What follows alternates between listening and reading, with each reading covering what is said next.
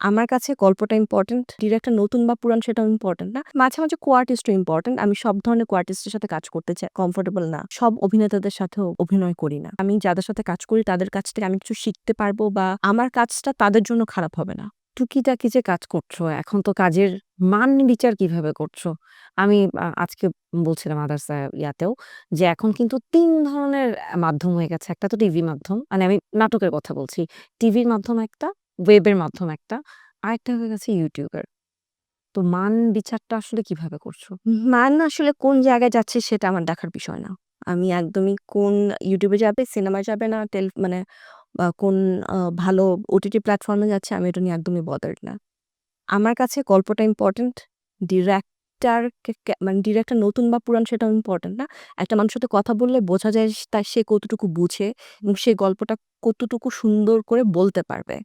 আমার কাছে সেটা ইম্পোর্টেন্ট। মাঝে, মাঝে কো-আর্টিস্টও ইম্পোর্টেন্ট। আমি সব ধরনের কো-আর্টিস্টের সাথে কাজ করতে কমফোর্টেবল না। আমি যদি কাউকে মনে হয় যে আমি ওর সাথে কমফোর্টেবল না, হুম। তার সাথে আসলে ওই ১২ ঘন্টা ১৩ ঘন্টা অভিনয় করা আমার জন্য খুব কঠিন হয়ে যায়। সো এইজন্য আমি সব অভিনেতাদের সাথেও অভিনয় করি না। অনেক বড় একটা কথা হয়ে গেল না? হ্যাঁ, মানে সব অভিনেতা বলতে কেউ, কেউ আছে যে যেকোনো সিচুয়েশন মানিয়ে কাজ করতে পারে। কিন্তু আমার কাছে অভিনয়টা আমার কাছে এরকম একটা সেনসিটিভ জায়গা ছাড়া যে সেখানে আমি আমার বেস্ট দিতে চাই। সো সেখানে যদি আমার কাছে মনে হয় যে আমি যেই কো-আর্টিস্টের সাথে কাজ করব তার সাথে আমি কমফোর্টেবল না বা আমি যেরকম অভিনয় কো-আর্টিস্টের কাছ থেকে চাই সে সেটা ডেলিভারি করতে পারবে না, হুম, হুম। আমি তার সাথে কাজ করব না।